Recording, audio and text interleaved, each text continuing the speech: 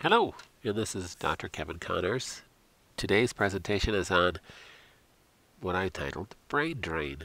Oh, it's kind of catchy, but it's really how to remove the inflammation that's making you crazy. How to get the inflammation out of your brain. This is important. This one is one of two. This is really important because it's really the inflammation that is causing the lack of my brain's ability, one part of my brain, to communicate to the other part of the brain. So if you read my book, You're Crazy, and other foolish things that doctors tell patients that need brain therapy, you'll understand that it is inflammation in the brain that blocks the pathways. So we're going to use an example kind of throughout this presentation, since it's easiest to talk about, is that your frontal lobe, that part of the brain that's right behind your forehead there, is really what makes us human. So we have a very large frontal lobe compared to other animals. And the frontal lobe is your part of your brain that gives you reason, ability to reason, think through things. And your frontal lobe fires back on other deeper brain centers. The type of firing that happens from your frontal lobe to your deeper brain centers is called inhibitory signals. That means it inhibits it.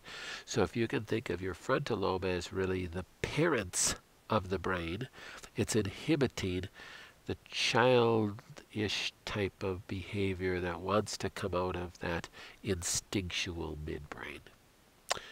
So think of it that way. And what blocks those pathways is inflammation quite often. So, of course, we can have specific damage from an injury, but usually it's even after a head trauma, it's the inflammation that blocks that pathway. With Lyme disease, with MS, it's the inflammation that's damaging those neural pathways, either by eroding away the myelin sheath or simply a space-occupying lesion caused from the inflammation that's just squeezing the neurons and decreasing its conductivity. So we're going to talk about how your body gets rid of waste and how we're going to drain that inflammation. So normally in your body, you have what's called a lymphatic system. And your lymphatic system, I liken it to kind of a storm sewer, because it truly is an open-ended capillary system that drains the space between your cells. All your cells are tightly packed through your body, but there's a space in between them. So as each individual cell is making energy to do whatever that cell does, it gives off a waste. So like an exhaust, and that exhaust gets dumped out into the extracellular space, the space between the cells, and then it gradually makes its way back to that storm sewer, that open-ended capillary that we call our lymphatic vessel. And then that drains back through lymph nodes, and lymph nodes are kind of accumulations of tissue that make white blood cells and Th1 cytokines that will then kill any bacteria that's flowing from the extracellular space through the lymph vessels, because the lymph vessels eventually dump back into the bloodstream. And we wouldn't want like a localized infection. Let's say I cut my hand, and as that fluid is going to drain out of there, and there might be a little bacteria, so it's going to go into the lymph system. It'll go through a lymph node, and hopefully there'll be enough macrophages and other white blood cells that will kill that bacteria, so I'm not causing a systemic infection in the rest of my body. So we have these open-ended capillaries, these lymph vessels, these storm sewers all over our body that drain tissue waste. If we damage an area, like a swollen ankle, we sprain an ankle, or we cut ourselves, or we just go through a lot of exercise, that waste has to drain somewhere, so it drains through that open-ended capillary system. You probably have heard your mother say at one time that you have swollen glands underneath your neck. Oh my goodness, he must be sick because he's got swollen glands. Those are actually swollen lymph nodes, not glands. So that lymph node can hypertrophy if there is an infection. So The person's struggling with with a strep infection, let's say, and his lymph nodes underneath his neck are swollen. They're enlarged. They're actually increase in size. It's called a hypertrophy of the lymph node, in order to make more white blood cells to kill off the strep. So you don't want to massage it to make it smaller and do things to try to make that lymph node smaller. That's a normal, healthy reaction in that person's body to be able to fight off infection. Just leave it alone. So all through the body we have these lymph nodes that make white blood cells that kill infections as that lymph fluid, as that drainage fluid is going through the lymph system, and it's a wonderful system. So is this how we get rid of fluid in the brain? So here's a picture of the lymphatic system in the brain. Right? It doesn't exist. So for a long time this has puzzled anatomists and physiologists. How does the brain drain? There's no real, proliferative lymphatic system in the brain. Yes, there is in the face. The lymphatic vessels go up into the face, but not into the brain.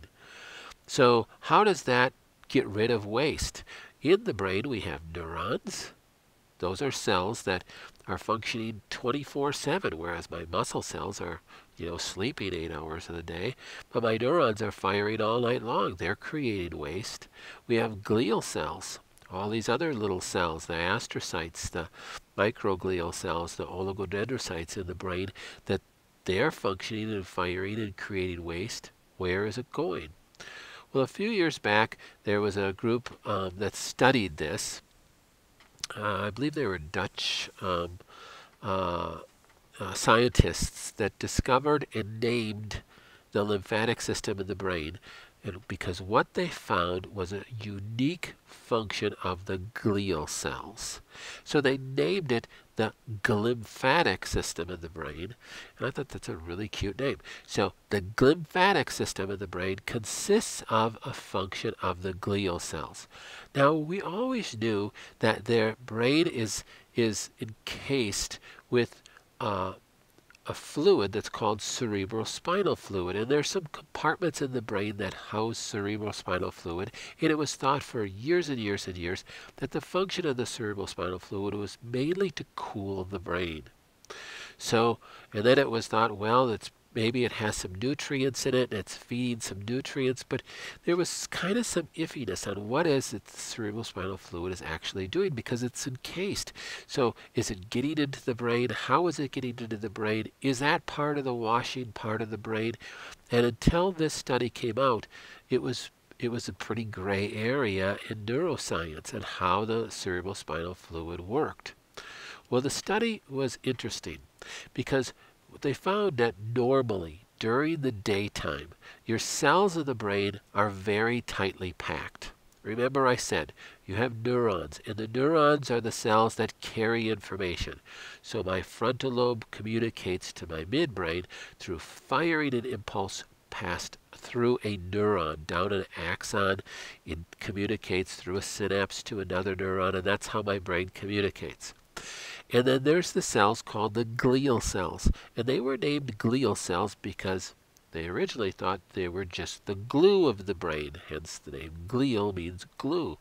So they thought these glial cells just kind of held the neurons in place, and they really didn't have a function. Well, that's really not true at all. We're found that the glial cells have just as much or maybe even a greater function than the neurons do. The specific types of glial cells do different things. The microglia are really important in immune function in the brain to help fight infections in the brain.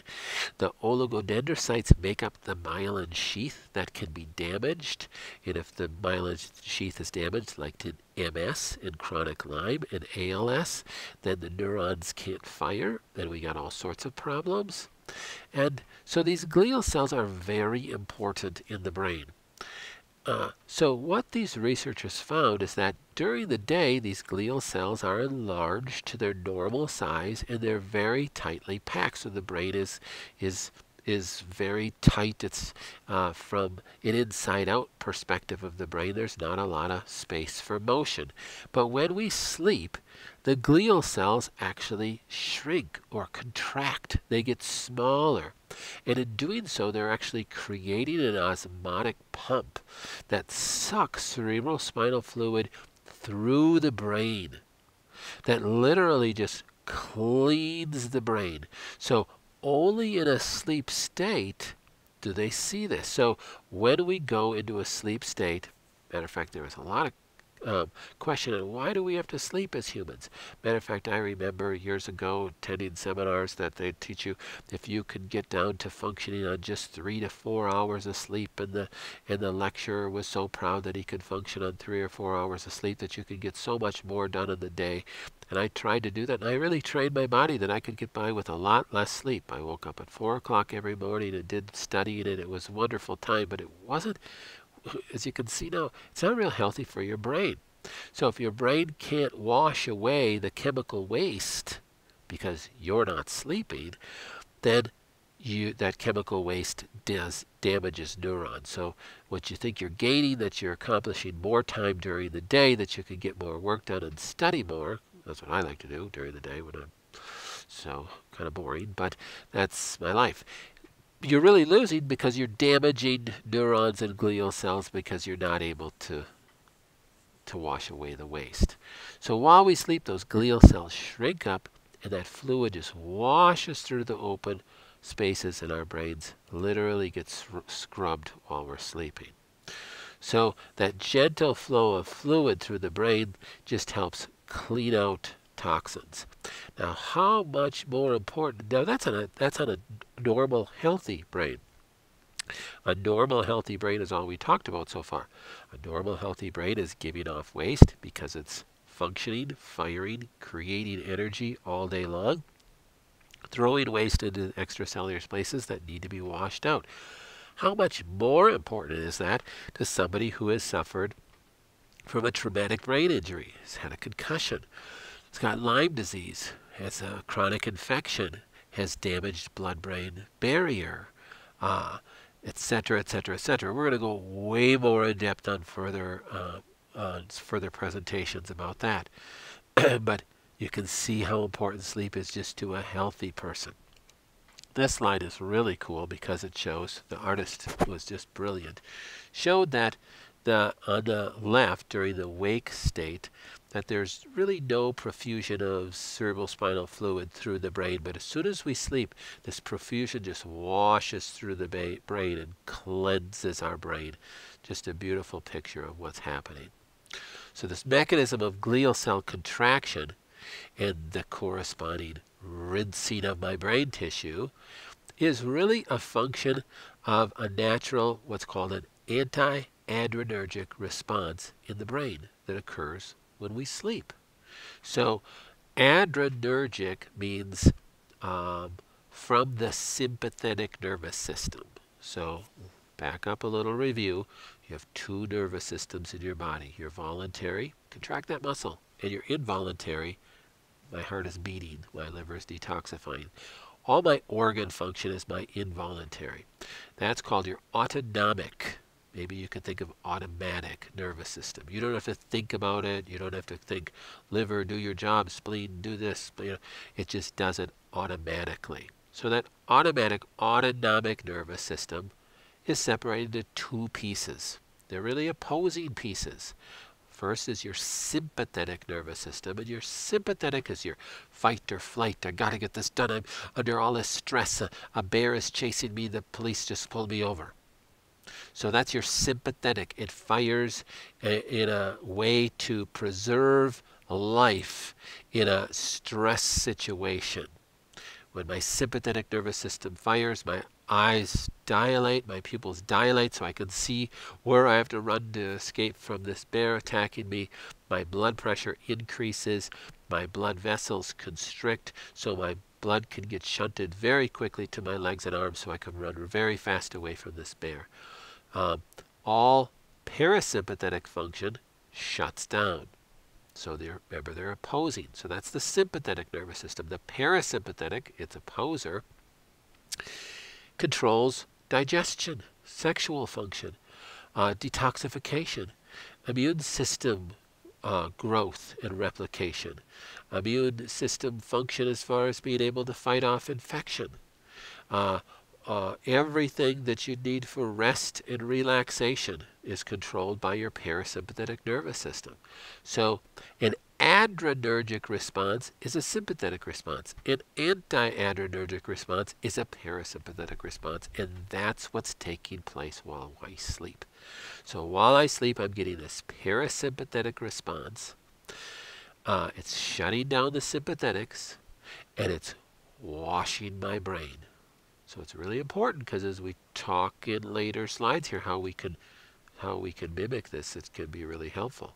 So we can mimic this natural sleep time anti-adrenergic response in the brain by doing some things. So one would be stress reduction, and we're going to talk about that in the second half of this presentation. That will be next week.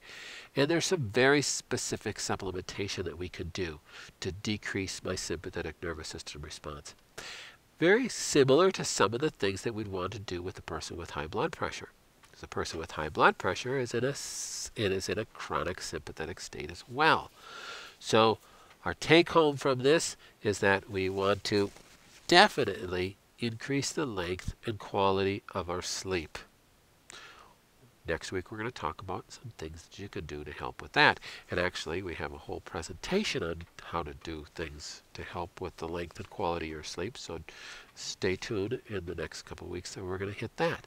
And then some specific nutrients that you can do to decrease a sympathetic response and help you mimic that sleep time even during the day, so you can help get some of that washing. All right, I hope you learned a lot, and I don't think I went too fast this time, but if I did, go back and listen to it again. Stay tuned for next week, because we've got a lot to talk about regarding this subject.